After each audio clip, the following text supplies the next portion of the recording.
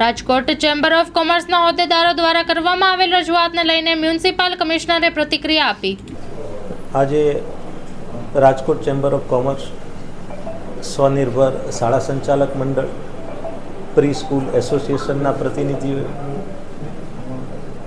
એક સાથે આવી અને એક આવેદનપત્ર આપ્યું છે.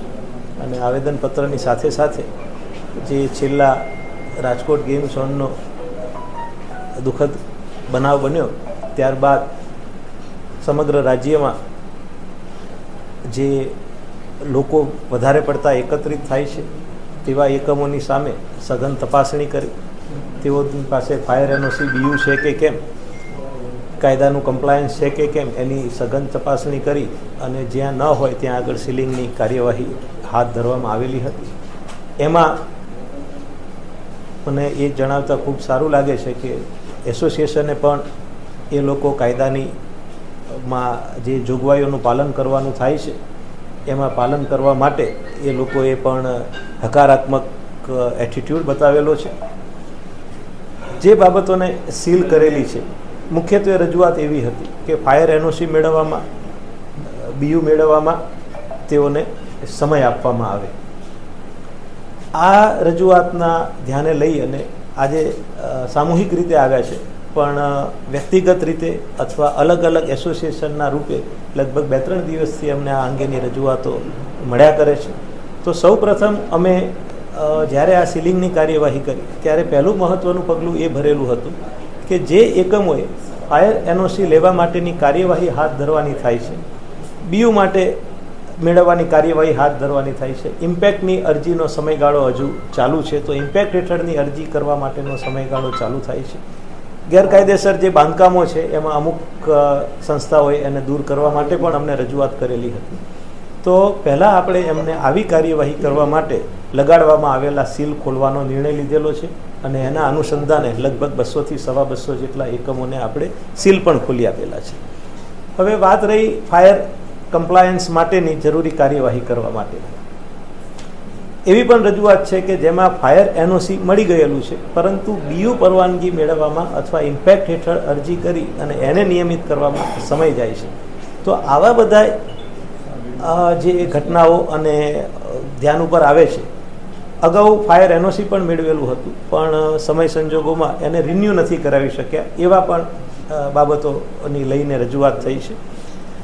અમે સમગ્ર રાજ્યના જે મહત્ત્વના કોર્પોરેશન છે, મ્યુનિસિપલ કોર્પોરેશન, એની સાથે હું પણ સંપર્કમાં છું સતત, અને દરેક કોર્પોરેશનમાં આવી રજૂઆતને મળ્યા બાદ જે અલગ અલગ પ્રકારની પરિસ્થિતિઓ પ્રવર્તે છે એ પરિસ્થિતિની અંદર હવેના પછીના સમયગાળામાં કાયદેસરતા દરેક એકમો મેળવે એના માટે કેટલા દિવસનો અમે સમય આપવા માગીએ છીએ.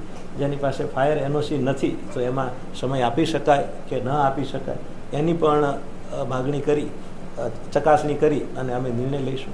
બીજું એક અમે એ નક્કી કરેલું છે કે જે ફાયર એનઓસી માટે શાળાઓ અરજી કરે છે તો એનો અમે અગ્રતાના ધોરણે તપાસણી કરી અને જો તમામ પ્રકારના સાધનો લગાડવામાં આવેલા હશે તો અમે કોઈપણ જાતનો વિલંબ કર્યા વગર એ શાળાને ફાયર એનઓસી આપી દઈશું અને ફાયર એનઓસી મળ્યા પછી શાળાઓને ખોલવા માટેની કાર્યવાહી હાથ ધરવામાં આવશે. સ્કૂલનો સર શું નિયમ છે જીડીસીઆર માટે કે એ લોકો ગઈકાલથી મીડિયા સમક્ષ આવી રહ્યા છે અને પોતાની રીતે અમુક વાતો કરી રહ્યા છે?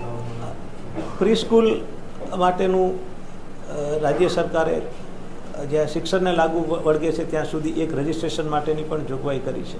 જીડીસીઆરને જ્યાં સુધી લાગે વળગે છે ત્યાં સુધી રેસિડેન્શિયલ ઝોનની અંદર શૈક્ષણિક પ્રવૃત્તિ એ પરમિસિબલ જરૂર છે, પણ બંગલા તરીકે પ્લાન પાસ કરાવી અને પછી એને આખી શાળા સંકુલની અંદર પરિવર્તિત કરવું તો એમાં જીડીસીઆરનું એ શૈક્ષણિક એકમ માટેના જીડીસીઆર અલગ છે અને રેસિડેન્શિયલ બંગલો માટેના પણ જીડીસીઆર અલગ છે. રેસિડેન્શિયલ ઝોનમાં અચૂક એ પરમિસિબલ આવે છે, પણ જ્યારે એ રેસિડેન્શિયલ ઝોનની અંદર પ્રી સ્કૂલ કરે તો એને પાર્કિંગ માટેના અલગ નોર્મ્સ લાગુ પડે છે, માર્જિન માટેના અલગ નોર્મ્સ લાગુ પડે.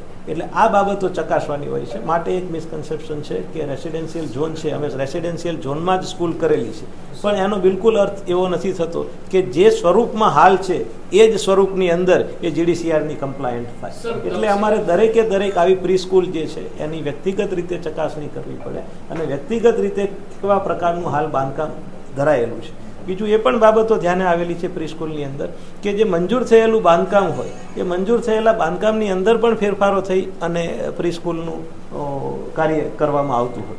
એટલે આ બધી જ બાબતોને એક કિસ્સામાં તપાસી અને કિસ્સાવાર નિર્ણય લેવાનો થાય. આમાં એક કોઈ જનરલાઇઝ નિર્ણય ન લઈ શકાય, કારણ કે દરેક એકમો માટે પરિસ્થિતિ અલગ અલગ છે. સર, તક્ષશિલા કાંડ થયું ત્યારે પણ આ શાળા કોલેજો જે ક્લાસીસ છે ત્યાં બધી ફાયરની તપાસ થઈ જ હતી સર રાજકોટમાં. તેમ છતાં અત્યારે જે 100 થી વધારે સ્કૂલોમાં આ નિયમોનું પાલન નથી થયું. એટલે આ વખતે પણ કડક કાર્યવાહી થશે કે કારણ કે દર વખતે શાળા સંચાલક બાહેધરી લઈ અને પછી કોઈ કાર્યવાહી પછી કઈ કરતા નથી, કોઈને કોર્પોરેશન જોવા નથી જતું. સર, એમાં એક બીજો સવાલ છે કે જે ડોમ છે એ આજે પણ એમનેમ છે. આની પહેલા પણ તમારા પહેલાના જે કમિશનરો છે એમને પણ તાકીદ કરેલી છે. જે ડોમ છે એ આજે પણ 50 જેટલી સ્કૂલો છે એની અંદર એમનેમ જોવા મળે છે, કોઈ ઉતાર્યા નથી. એક બાજુ આપ કડક કાર્યવાહીની વાત કરો છો અને બીજી બાજુ જે આ રજૂઆત કરેલી છે કે એમાં સમય આપવાની વાત કરો છો. બંને બાબતો કાર્યવાહી નિયમ અનુસારની કાર્યવાહી થશે. 2 દિવસ છે વેકેશન ખુલવાનું. અમે SOP લઈ અને આવીશું 2 દિવસ અમારો મુદ્દો એ છે